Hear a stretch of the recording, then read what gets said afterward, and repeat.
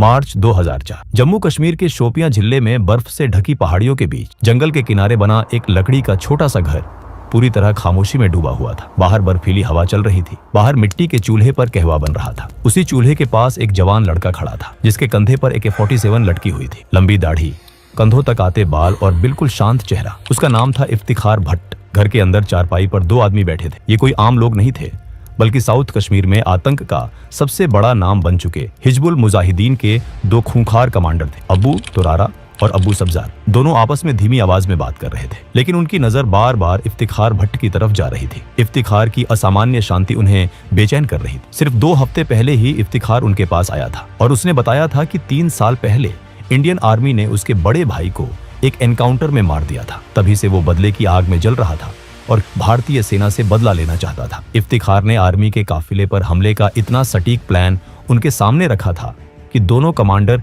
पहली नजर में ही प्रभावित हो गए थे। चेकपोस्ट की लोकेशन, गार्ड्स की संख्या, एंट्री और एग्जिट रूट, सब कुछ इतना बारीकी से तैयार था कि किसी को शक करने का मौका नहीं मिला। लेकिन आज मिशन से ठीक पहले अबू तुरारा के मन में अजीब सा संदेह उठ रहा था। उसे इफ्तिखार पर शक हो रहा था। कहवा तैयार हो चुका था। इफ्तिखार ने 3 कप ट्रे में रखे और कमरे में आकर चारपाई के पास ट्रे रख दी। अबू तुरारा और अबू सब्जार ने अपने अपने कप उठा लिए और तीनों चुपचाप कहवा पीने लगे। कुछ मिनट तक कमरे में पूरी खामोशी छाई रही। फिर अचानक अबू तुरारा इफ्तिखार को नाम लेकर बुलाता है और कहता है कि वो आखिरी बार पूछ रहा है। इसके बाद वो सीधे उसकी आंखों में देखकर सवाल करता है, तुम आखिर हो कौन? इफ्तिखार कुछ नहीं बोलता। उसकी चुप्पी अब कमरे को और भारी बना देती है। अबू तुरारा की आवाज और तेज हो जाती है और वो फिर से वही सवाल दोहराता है। इस बार इफ्तिखार धीरे से अपना कप जमीन पर रखता है, खड़ा होता है और कंधे से अपनी राइफल उतार देता है। उसकी आवाज शांत होती है, लेकिन उसमें जरा भी डर नहीं होता। वो कहता है कि अगर उन्हें उस पर जरा सा भी शक है तो वो अभी उसी बंदूक से उसे गोली मार दे। अगर भरोसा नहीं है तो ये ऑपरेशन नहीं हो सकता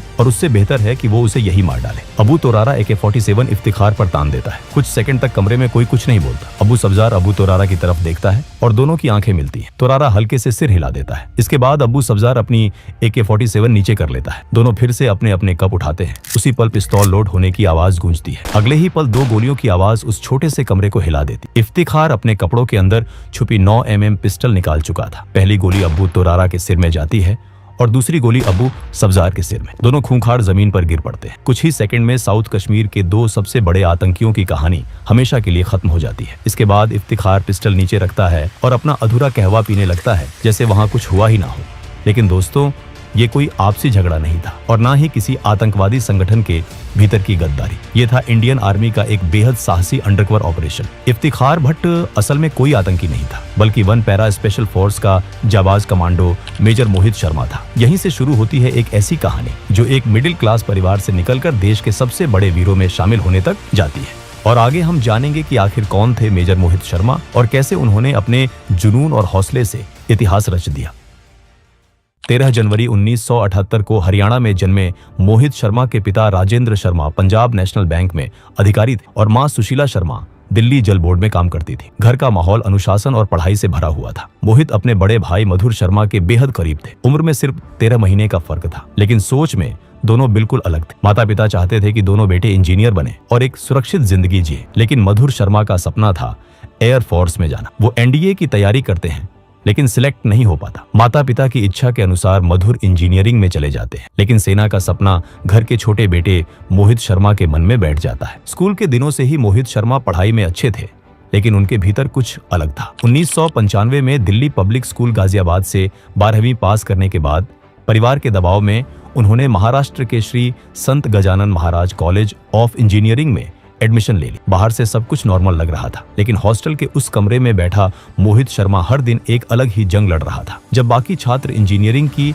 असाइनमेंट्स में व्यस्त रहते, तब मोहित NDA के सवाल हल करते, करंट अफेयर्स पढ़ते और खुद को शारीरिक और मानसिक रूप से सेना के लिए तैयार करते। मोहित ने NDA का एग्जाम दिया, लेकिन कई हफ्तों तक कोई रिजल्ट नहीं आया। उन्हें बेचैनी होने लगी। दरअसल रिजल्ट उनके घर पहुंच चुका था, लेकिन माता पिता ने जानबूझकर छुपा लिया था। उन्हें डर था कि अगर मोहित को पता चल गया तो वो इंजीनियरिंग छोड़कर फौज में चला जाएगा। लेकिन फिर मोहित शर्मा ने खुद UPSC के ऑफिस में फोन किया और अपना रोल नंबर बताया। जवाब सुनते ही उनके रोंगटे खड़े हो गए। उनका नाम मेरिट लिस्ट में था और SSB इंटरव्यू का कॉल लेटर घर भेजा जा चुका था। मोहित ने एक पल भी नहीं सोचा, वो सीधे भोपाल SSB इंटरव्यू के लिए निकल पड़े। जब माता पिता को पता चला तो उन्होंने बहुत समझाने की कोशिश की, लेकिन मोहित साफ कह चुके थे, या तो इंडियन आर्मी या फिर कुछ नहीं। बेटे के जुनून के आगे माता पिता को झुकना पड़ा। इंटरव्यू क्लियर हो गया, लेकिन असली मुश्किल अभी बाकी थी। मेडिकल में मोहित का वजन कट ऑफ से 6 किलो कम था और उसे बढ़ाने के लिए सिर्फ 4 हफ्ते का समय था। यहीं से मोहित की जिंदगी में उनकी माँ का सबसे बड़ा योगदान शुरू होता है। जो माँ पहले उनके फैसले के खिलाफ थी,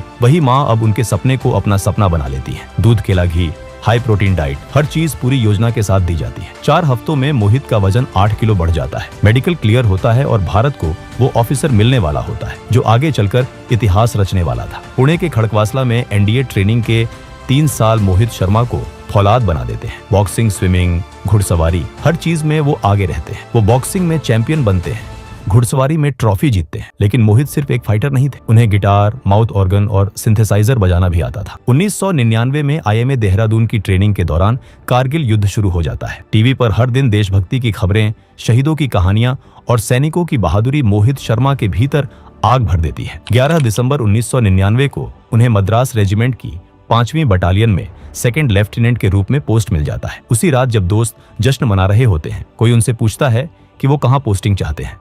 मोहित बिना सोचे जवाब देते हैं, वहां जहां असली लड़ाई हो, जहां आतंकियों से आमना सामना हो। 2000 में उनकी पोस्टिंग जम्मू कश्मीर के पुंछ राजौरी सेक्टर में 38 राष्ट्रीय राइफल्स के साथ होती है। यहीं पहली बार उन्हें पैरा एसएफ के कमांडोज के साथ काम करने का मौका मिलता है। उनकी बहादुरी, उनका जज्बा और उनका तरीका मोहित को अंदर तक हिला गया। तभी उन्होंने ठान लिया कि एक दिन वो भी पैरा एसएफ का हिस्सा बनेंगे। काउंटर इंसर्जेंसी ऑपरेशन के दौरान मोहित शर्मा ने जिस साहस और समझदारी के साथ काम किया, उसने उनके सीनियर अधिकारियों को भी प्रभावित कर दिया। उनकी बहादुरी और नेतृत्व क्षमता के लिए साल 2002 में उन्हें chief of army staff commendation medal से सम्मानित किया गया। जून 2003 में उन्होंने पैरा फोर्सेस के बेहद कठिन और थकाने वाले सिलेक्शन प्रोसेस को सफलतापूर्वक पार कर लिया और 1 पैरा स्पेशल फोर्सेस का हिस्सा बन गए। उनके बेहतरीन प्रदर्शन को देखते हुए दिसंबर 2003 में उन्हें कैप्टन के पद पर प्रमोट कर दिया गया। इसी समय कश्मीर घाटी में हालात तेजी से बिगड़ रहे थे। आतंकवाद एक भयानक रूप ले चुका था। हिजबुल मुजाहिदीन जैसे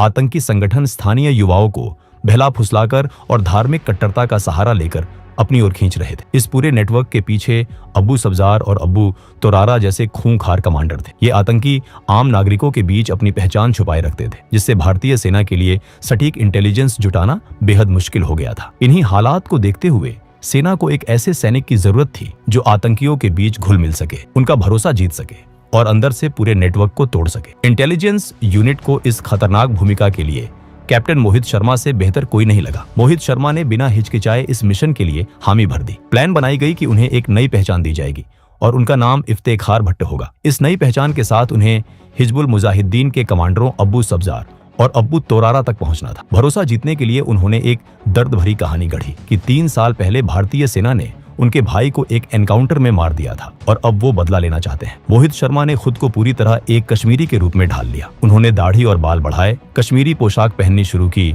डोगरी और उर्दू सीखी, कुरान की आयतें याद की और नियमित रूप से मस्जिद जाने लगे। इफ्तेखार भट्ट बनकर वो कश्मीर की गलियों में घूमते, स्थानीय लोगों से बातचीत करते और अपने भाई की मौत का दर्द शेयर करते। करीब 2 महीने तक वो शोपियां और आसपास के गांवों में एक आम कश्मीरी की तरह रहे। धीरे धीरे वो हिजबुल के लोगों की नजर में आ गए। उन्हें लगा कि इफ्तेखार के अंदर भारतीय सेना के लिए जो नफरत है वो उनके मकसद के लिए बेहद उपयोगी हो सकती है। आखिरकार मार्च 2004 में इफ्तेखार भट्ट उर्फ कैप्टन मोहित शर्मा की मुलाकात अब्बू सब्जार और अब्बू तोरारा से करवाई गई। उन्होंने वही कहानी दोहराई और एक आर्मी चेक पोस्ट पर हमले का प्लान दिखाई, जिसमें पेट्रोल मूवमेंट और गुप्त पहाड़ी रास्तों के नक्शे भी शामिल थे। उनकी तैयारी और आत्मविश्वास ने आतंकियों को पूरी तरह यकीन दिला दिया। उन्हें लगा कि ये लड़का उनके लिए एक बड़ा हथियार बन सकता है। वो दोनों आतंकी मोहित शर्मा को अपने सबसे सुरक्षित ठिकाने पर ले जाते हैं। ये वही जगह थी जहां से बैठकर वो भारत के खिलाफ बड़ी साजिशें रचते थे। अगले 2 हफ्तों तक मोहित शर्मा उन्हीं आतंकियों के साथ रहते हैं। इस दौरान आतंकी उन्हें ट्रेनिंग देते हैं, हथियारों के इस्तेमाल के तरीके समझाते हैं और अपने मूवमेंट, सप्लाई रूट्स और सुरक्षित ठिकानों की जानकारी भी शेयर करते हैं। आखिरकार वो दिन भी आ जाता है जब उसी हाइडआउट में भारतीय सेना पर हमले की पूरी प्लान तैयार हो जाती है। हैरानी की बात यह थी कि इस हमले का मास्टरमाइंड इफ्तेखार उर्फ मोहित शर्मा को ही बनाया गया। उसी रात ग्रेनेड की एक कंसाइनमेंट आने वाली थी। अगली सुबह 3 और आतंकी वहां पहुंचने वाले थे और फिर दोपहर तक सेना की टुकड़ी पर हमला होना था। लेकिन इसी बीच अब्बू तोरारा के मन में इफ्तिखार को लेकर हल्का सा शक पैदा होने लगता है। सब्जार से कहता है कि उसे कुछ गड़बड़ लग रही है, क्योंकि इफ्तिखार के बारे में उनके पास उसकी कहानी के अलावा कुछ और नहीं है। तभी इफ्तिखार भट्ट बने मोहित शर्मा 3 ग्लास कहवा लेकर कमरे में आते हैं। वो दोनों को कहवा देते हैं और खुद खाट के किनारे बैठ जाते हैं। तीनों के पास AK-47 राइफलें थी। फिर अचानक तोरारा सख्त आवाज में पूछता है कि सच बताओ, तुम आखिर है कौन? ये सुनकर मोहित धीरे से अपना ग्लास नीचे रखते हैं। वो खड़े होते हैं, कंधे से अपनी राइफल उतार देते हैं और कहते हैं कि अगर भरोसा नहीं है तो अभी गोली मार दो। अबू तोरारा AK-47 इफ्तिखार पर तान देता है। अबू सब्जार अबू तोरारा की तरफ देखता है और दोनों की आंखें मिलती हैं। तोरारा हल्के से सिर हिला देता है। इसके बाद अबू सब्जार अपनी AK-47 नीचे कर लेता है, लेकिन मोहित समझ चुके थे कि अब एक पल की भी देरी जानलेवा हो सकती है। उसी क्षण वो अपने कपड़ों के अंदर छिपी 9mm पिस्तौल निकालते हैं और पलक झपकते ही दोनों आतंकियों को सिर में गोली मार देते हैं। इसके बाद मोहित शर्मा बैठ जाते हैं और बचा हुआ कहवा ऐसे पीते हैं जैसे वहां कुछ हुआ ही न हो। जिस मिशन के लिए उन्होंने महीनों मेहनत की थी वो सफल हो चुका था। उन्होंने न सिर्फ हिजबुल मुजाहिदीन के 2 सबसे बड़े कमांडरों को खत्म किया था, बल्कि उनकी अहम जानकारियां भी भारतीय सेना तक पहुंचा दी थी, जिससे संगठन की कमर टूट गई। अगली सुबह इफ्तिखार भट्ट फिर से मेजर मोहित शर्मा बन चुके थे। वो बेस कैंप लौटते हैं। 2004 में इसी अद्भुत साहस के लिए उन्हें सेना मेडल से सम्मानित किया गया। नवंबर 2004 में उनकी शादी ऋषिमा शर्मा से हुई। दिसंबर 2005 में उन्हें मेजर के पद पर प्रमोट किया गया और अक्टूबर 2008 में हालात बिगड़ने पर उन्हें फिर कश्मीर बुला लिया गया, जहां अगले कई महीनों तक वो बर्फीले पहाड़ों में आतंकियों की तलाश में जुटे रहे। 20 मार्च 2009 की शाम कुपवाड़ा में अपने बेस पर मौजूद मेजर मोहित शर्मा अपनी टीम के साथ अगले ऑपरेशन की